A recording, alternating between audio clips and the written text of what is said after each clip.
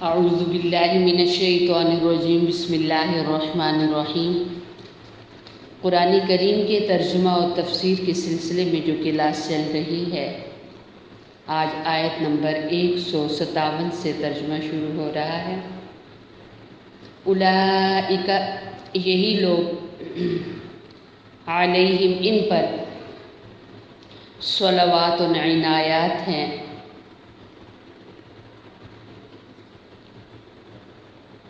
یعنی جو لوگ اپنی مشکلوں میں، اپنی تکلیفوں میں اپنے اللہ کی طرف رجوع کرتے ہیں، اللہ سے مانگتے ہیں، اور خاص کر کے یہ دعا پڑھتے ہیں انا للہ و انا الیہ راجعون، تو ان پر اللہ رب العزت کی عنایات ہوتی ہیں، ورحمت، اور رحمت ہوتی ہے۔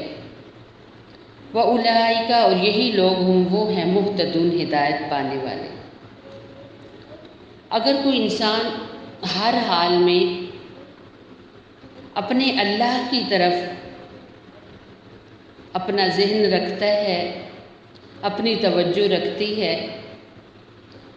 اور ہر خوشی اور غم میں، خوشیوں میں اللہ کا شکر ادا کرنا کہ شکر ہے اس نے خوشی دی، اور غموں میں صبر کرنا اور اس سے دعائیں کرنا،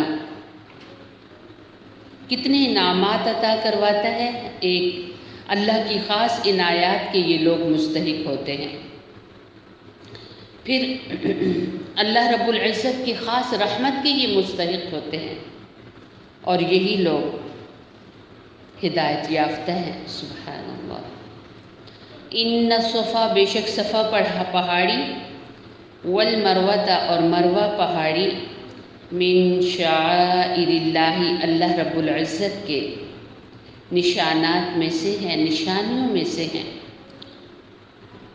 فمن، پہ جو کوئی حج کرے، بیت، خانہ کعبہ کا، او اعتمر، یا عمرہ کرے، فلا جناح، پس نہیں کوئی گناہ، علیہ، اس پر، ان یطوف، کہ وہ طواف کرے، بہما، ان دونوں کا۔ خانہ کعبہ سے تھوڑے سے فاصلے پر صفا مروہ کی جہاں سعی کی جاتی ہے، اب تو پہاڑ نہیں ہے، بڑی خوبصورت ٹھنڈی جگہ ہے، وہاں پر مرد ذرا تیز قدموں سے اور عورتیں آہستہ سے چلتی ہیں۔ 7 چکر ہوتے ہیں صفا مروہ کی پہاڑی کے،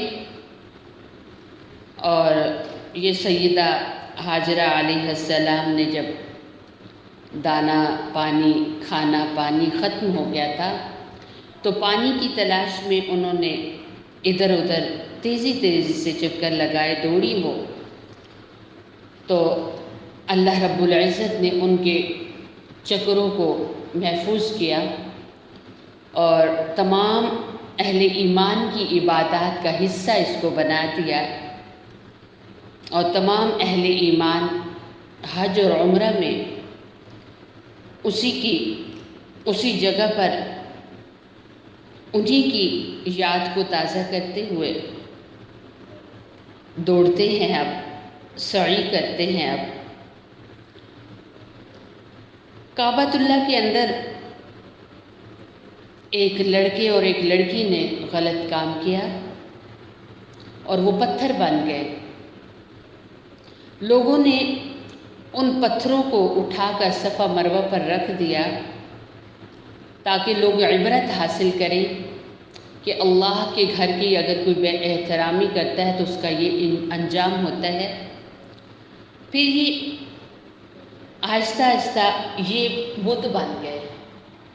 وہ نسل جس نے عبرت کی حصول کے لیے یہاں پر رکھا تھا ان مجسموں کو، جو کہ پتھر بن گئے تھے، وہ غلط کام کرنے والے عبرت کے لیے، وہ نسل تو چلے گی دنیا سے، بعد میں آنے والے وہ بت پرستی میں پھنسے ہوئے تھے، انہوں نے سمجھا یہ بھی بت ہیں، تو صفا مروہ کی سعی کرتے، اس کی پرستش کرتے تھے۔ جب اللہ رب العزت نے نوری ایمان دیا، اسلام عطا کیا، تو کعبۃ اللہ کو بتوں سے پاک صاف کیا گیا، تو وہاں صفا مروہ کی ان بتوں کو بھی اٹھا دیا گیا۔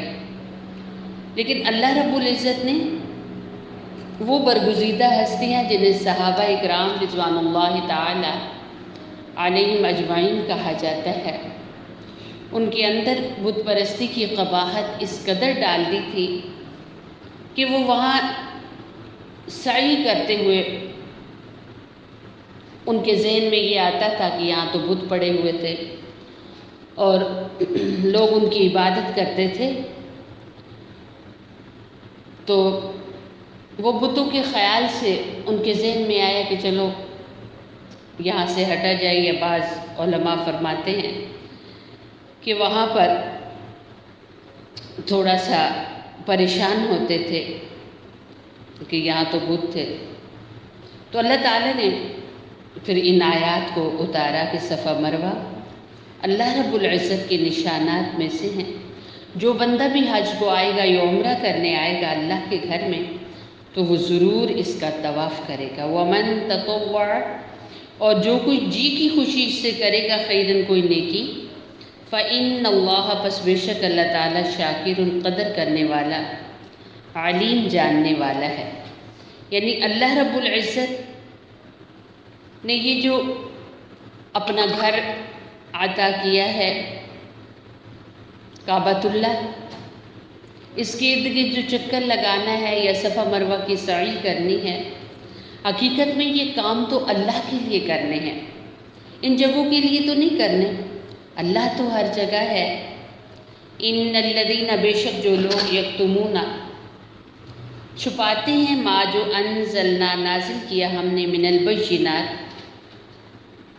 روشن نشانیوں میں سے، والہدی، اور ہدایت میں سے، من بعد، بعد، ما جب، بینا، واضح کر دیا ہم نے ہوں اس کو، للناس، لوگوں کے لیے، فی الکتاب، کتاب میں، اولئک، یہ لوگ، یلعنہم، لعنت کرتا ہے ان پر اللہ، اللہ تعالی، ویلعنہم، اور لعنت کرتے ہیں ان پر لاعنون، تمام لعنت کرنے والے۔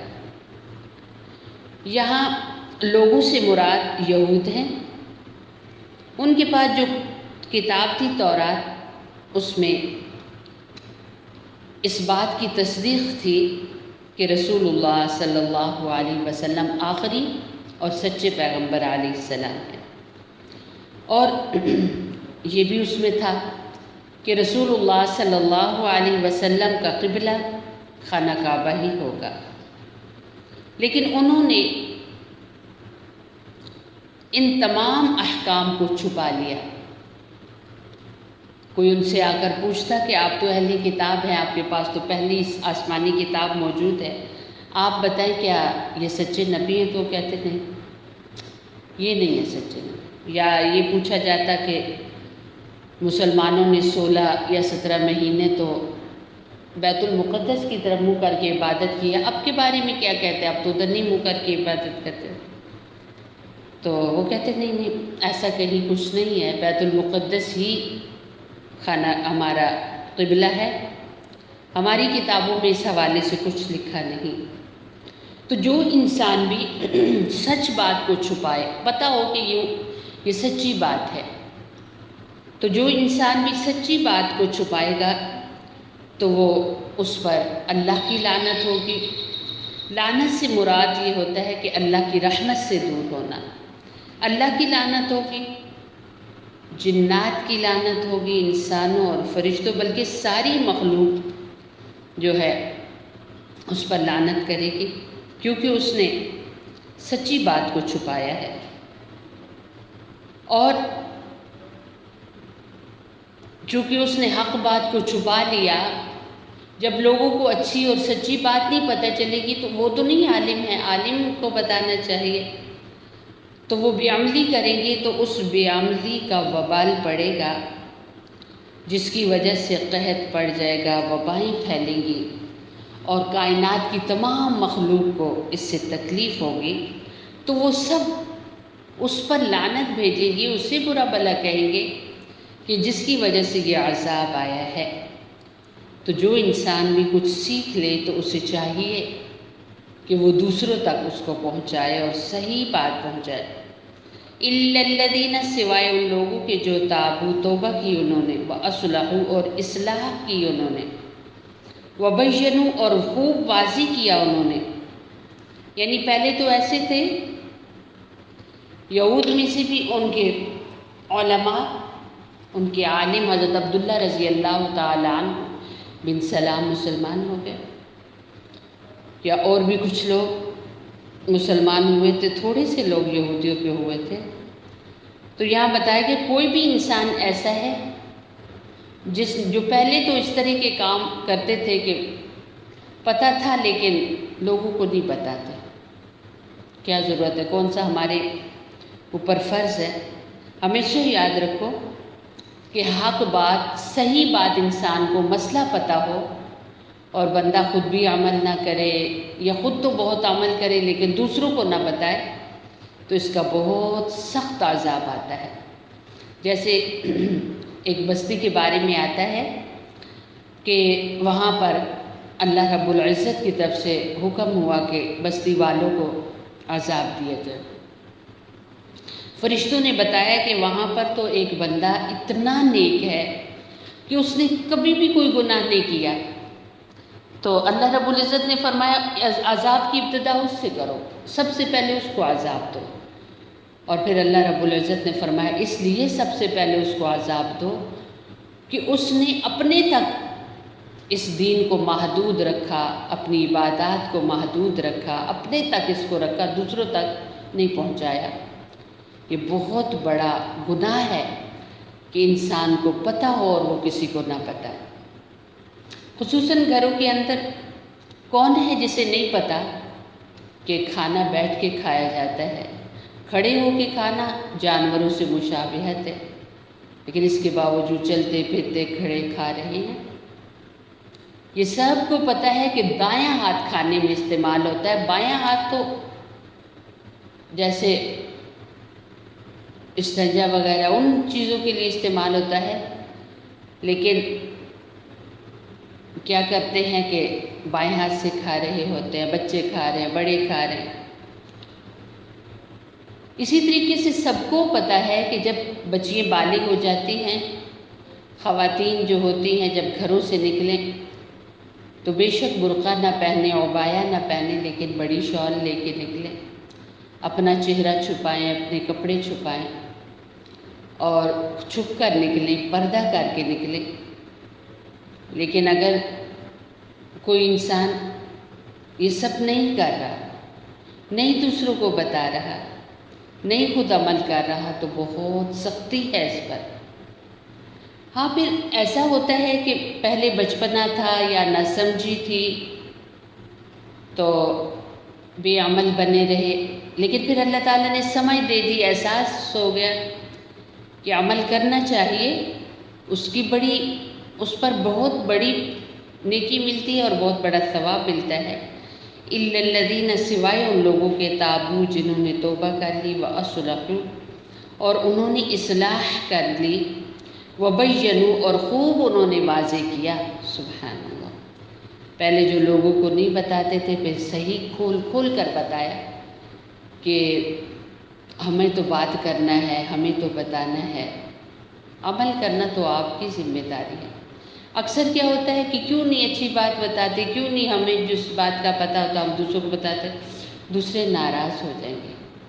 یہ زیادہ بڑا گناہ ہے کہ وہ نہ عمل کر کے اللہ ان سے ناراض ہو رہا ہے، تو یہ زیادہ بڑا گناہ ہے۔ کتنے ہی لوگ اپنے محلے کے، اپنے جاننے والے راہبروں کو، عالمات کو قیامت کے دن پکڑا دیں گے، پکڑوائیں گے اللہ کے حضور اور کہیں گے یا اللہ اتنی اچھی ان کی ہمارے ساتھ یعنی ریلیشن تھا، اتنا اچھا بھائی چارہ تھا، اتنے اچھے تعلقات تھے،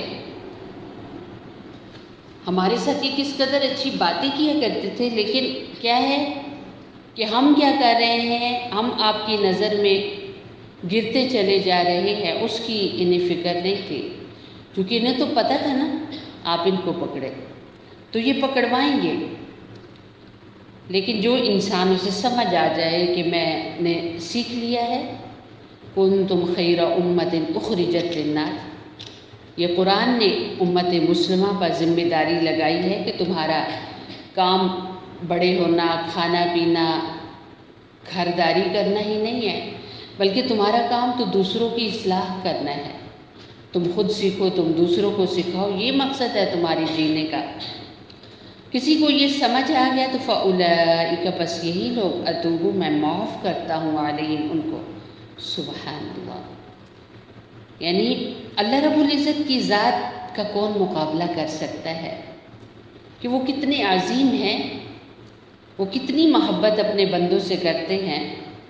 زندگی کا اتنا حصہ خود بھی اس کی نافرمانی کرتے ہوئے گزارتے اور اس کے بندوں سے بھی غافل اور بے فکر رہے، لیکن جس وقت بھی احساس ہو گیا اور دعوت کا کام شروع کر لیا، لوگوں کی اصلاح کا کام شروع کر لیا، اپنی اصلاح کا کام شروع کر لیا، تو اللہ تعالیٰ وہی اعلان فرما دیتے ہیں، یہ لوگ ہیں، میں معاف کرتا ہوں ان کو۔ سبحان اللہ۔ وَأَنَا التَّوَّابُ، اور میں بڑا معاف کرنے والا، رحیم، مہربان ہوں۔ سبحان اللہ۔ بے شک، ان الذین، بے شک جو لوگ، کافروا، کافر ہو گئے، یعنی جن لوگوں نے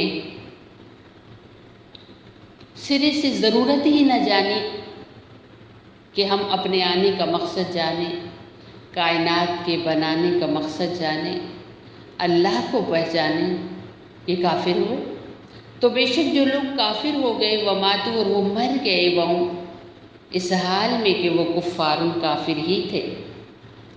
بعض لوگوں کا خیال ہے نا کہ بہت بڑے بڑے سائنسدان جنہوں نے لوگوں کی زندگیاں کس قدر آسان کر دی، ایسی ایسی چیزیں ایجاد کی ہیں، لیکن ایمان نہیں تھا۔ شاید کہ اس خدمت کی وجہ سے، یا انہوں نے اتنے بڑے بڑے فاؤنڈیشن بنائے، اتنے بڑے بڑے ادارے بنائے، جس میں لاوارث اور غریب اور لوگوں کے لیے بہت کچھ وہاں پر ان کی مدد کے لیے رکھا اور ان کے رہنے کی جگہ کا انتظام کیا۔ تو یہ بہت بڑا چونکہ عمل ہے، اللہ کے بندوں کے کام آنا عبادات کی طرح ایک بہترین عبادت ہے، اور بلکہ ایک حدیث کا مفہوم بھی ہے کہ اللہ کا محبوب بننے کے لیے اگر کوئی انسان اللہ کی مخلوق کے ساتھ بہترین سلوک کرتا ہے تو اللہ کا محبوب بن جاتا ہے۔ سبحان اللہ۔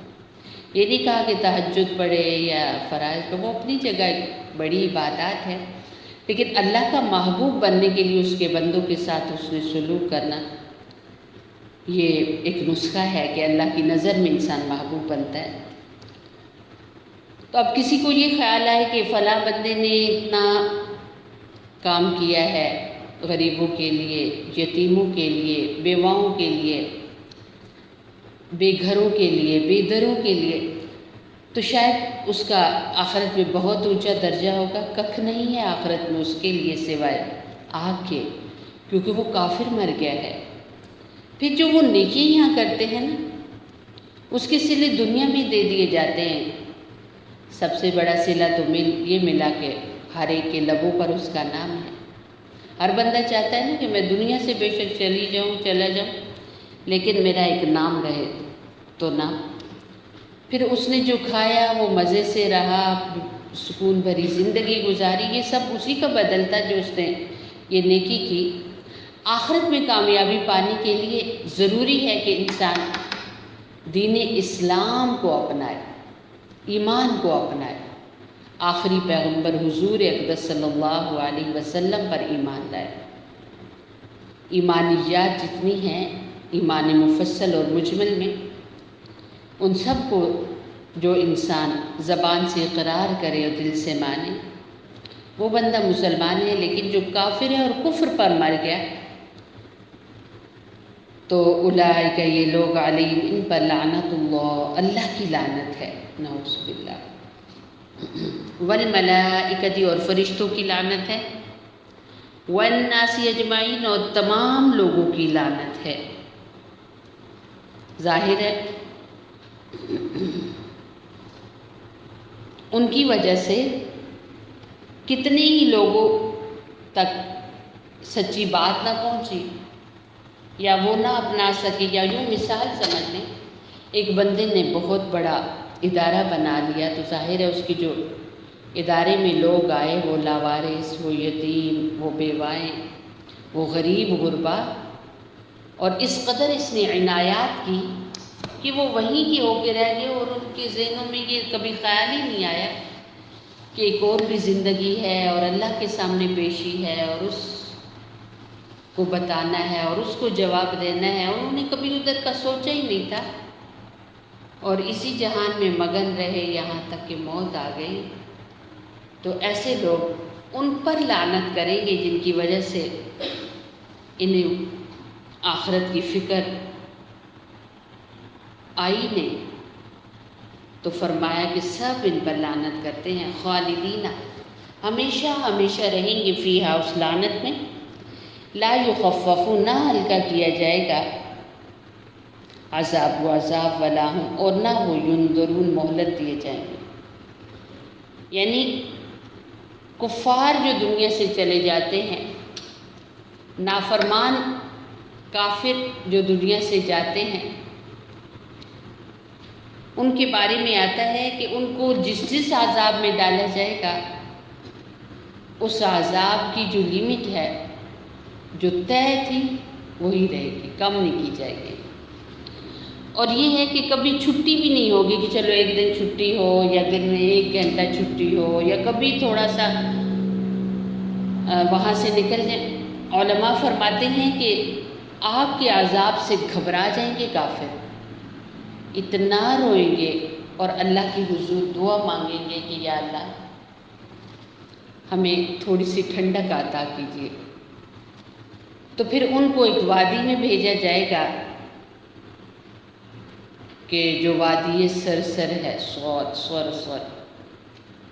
وہاں ٹھنڈی ہوا، ٹھنڈا موسم ہوگا، لیکن وہ اس قدر ٹھنڈا ہوگا کہ وہ آگ کے عذاب سے بھی زیادہ تکلیف دہ ہوگا.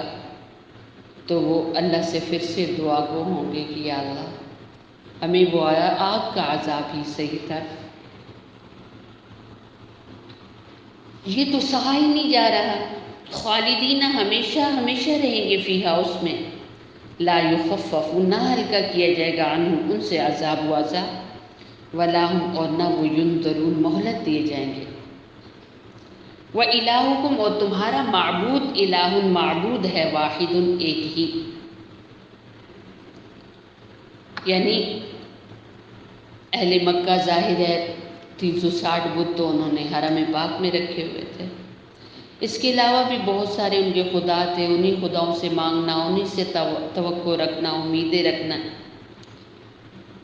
تو اللہ رب العزت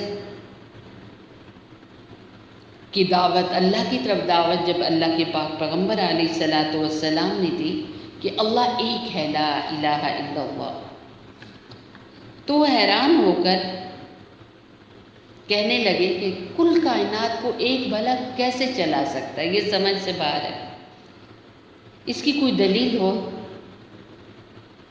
تو پھر اگلی آیات میں وہ دلیل عطا کی گئی. وَإِلَٰهُكُمْ، اور تمہارا معبود، الہ، معبود ہے، واحد، ایک ہی. لا الہ، نہیں کوئی معبود، الا، مگر، هو الرحمن، جو بڑا مہربان ہے، رحیم، جو نہایت رحم کرنے والا ہے. اللہ رب العزت کل سمیت ہم سب کو قرآن کی سمجھ عطا فرمائے. صدق اللہ العظیم. اللہم اغفر لأمت محمد صلی اللہ علیہ وسلم. اللہم اصلح لأمت محمد صلی اللہ علیہ وسلم. اللہم ارحم لأمت محمد صلی اللہ علیہ وسلم. سبحان ربک رب العزت عما یصفون، وسلام علی المرسلین، والحمد للہ رب العالمین.